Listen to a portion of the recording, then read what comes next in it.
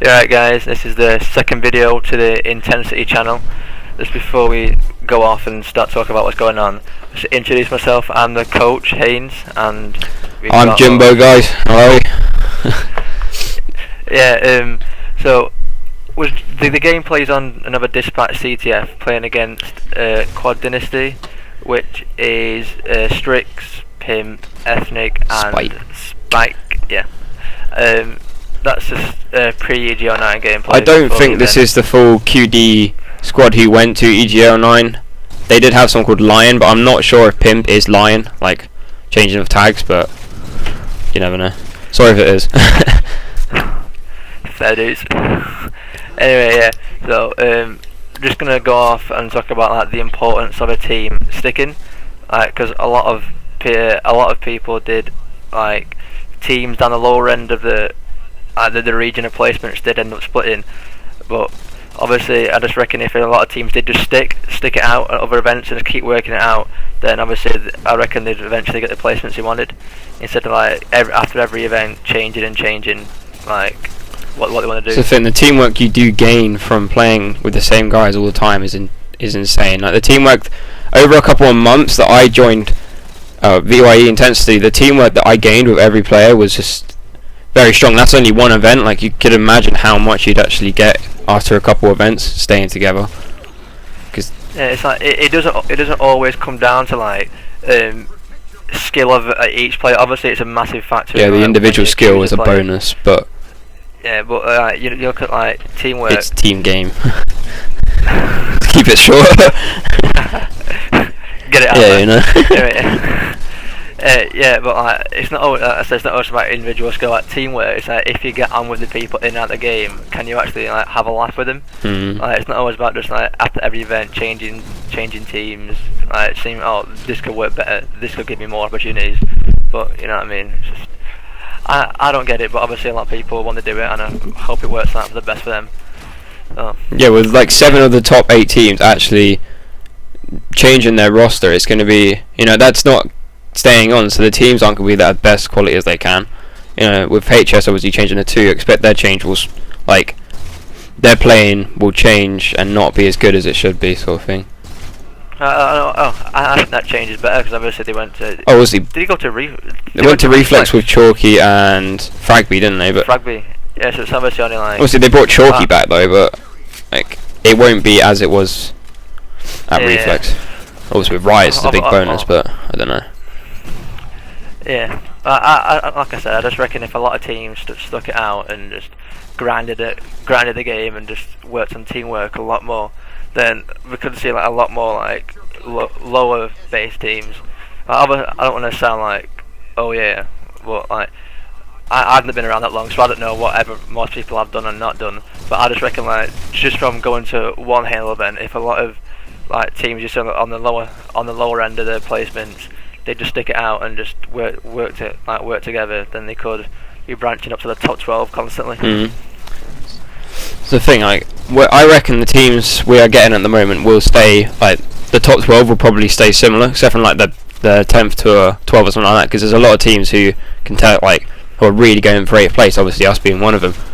Like, but you can name so many teams that would get 8th placement if they kept to it and kept the same roster, you know? Yeah, no, it's like, obviously we had a team change when you dropped Louis and picked up Spen. Obviously I'm not sure the reasons behind why I did that, because I don't play with him. But obviously from what I can see, his placements and stuff, and he's just a very experienced player. So.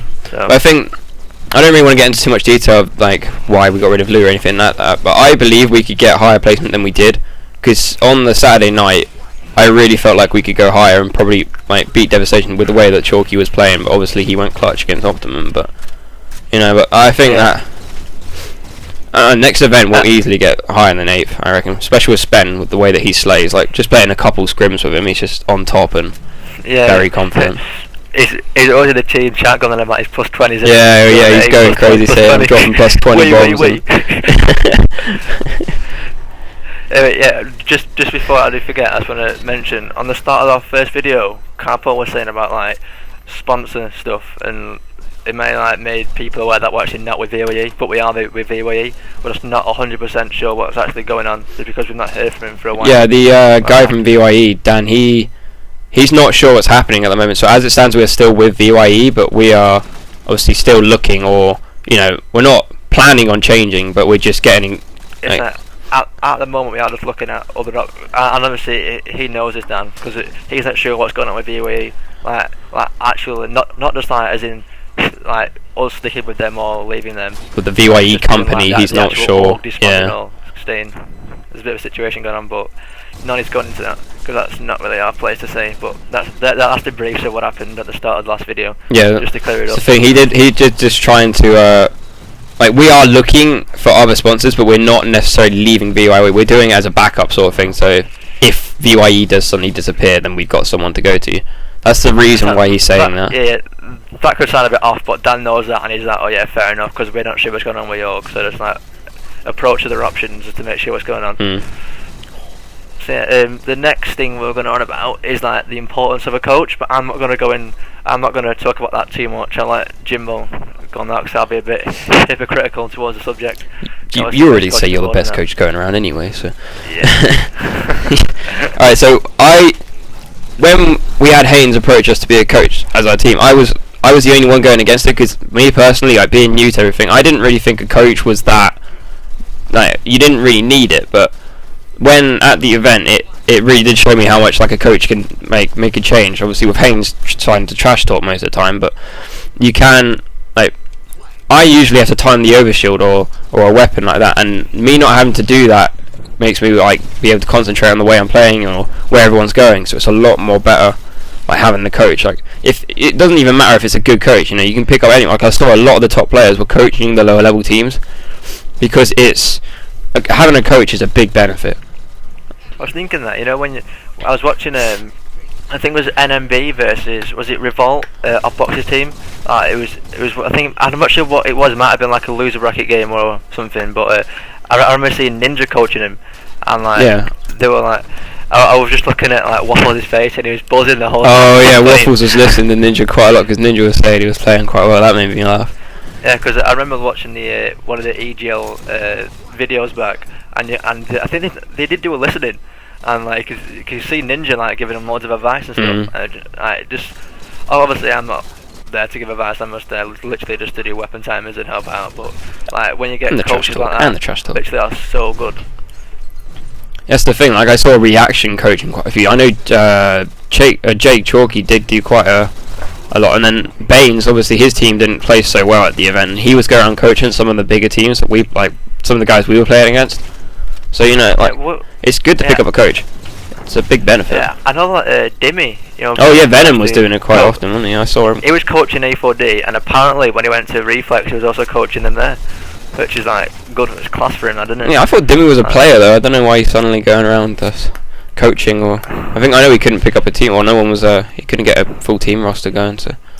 No, that was why, because I was speaking to him at the event, and I remember borrowing his headset quite a bit. So oh yeah. Shout out, Dimmy. Thanks for that. The amount of times we had to borrow headsets at the event, Astro 2013 mix-amps, don't buy them. Literally the whole time we were at the event, there was always a problem with mix amps. We were changing and swapping mix amps the whole time we were there. That spoilt the whole warm up. Yeah, everyone, all the other players warming up, and then we're just sat there just we haven't got to warm up because we haven't got mix amps. That's why it was so much better to be on the main station, because they gave you mix amps and everything was set up. All you had to do was just plug in your headset. No, the thing is, don't remember though, when we were in pool play, we were playing, was it Revolt? Oh no, what was it? What we had?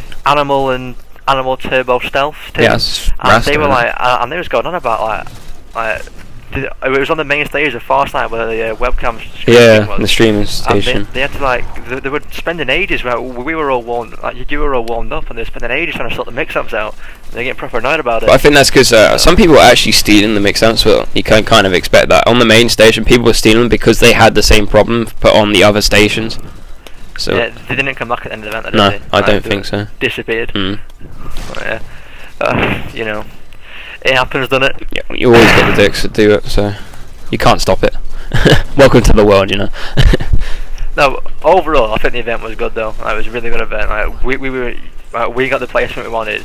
That's the thing with the amount of people that said we would not get top 8 or go even anywhere near that, you know, and we completely showed. Yeah.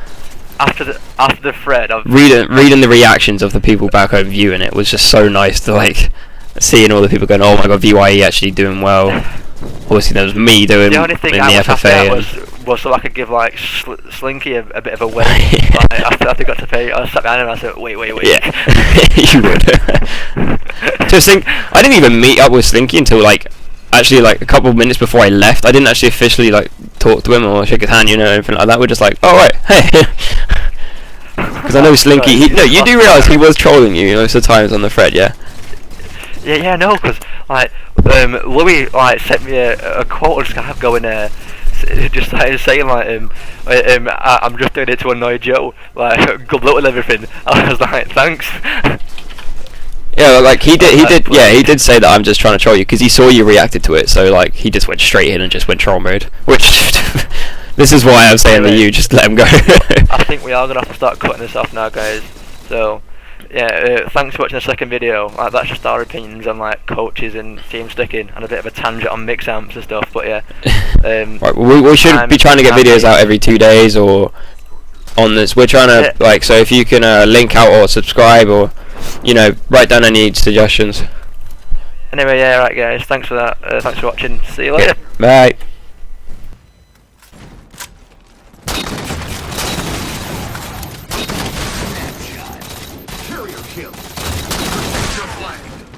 Flag defense. Double kill. Snapshot. Team scored. Game over. Victory.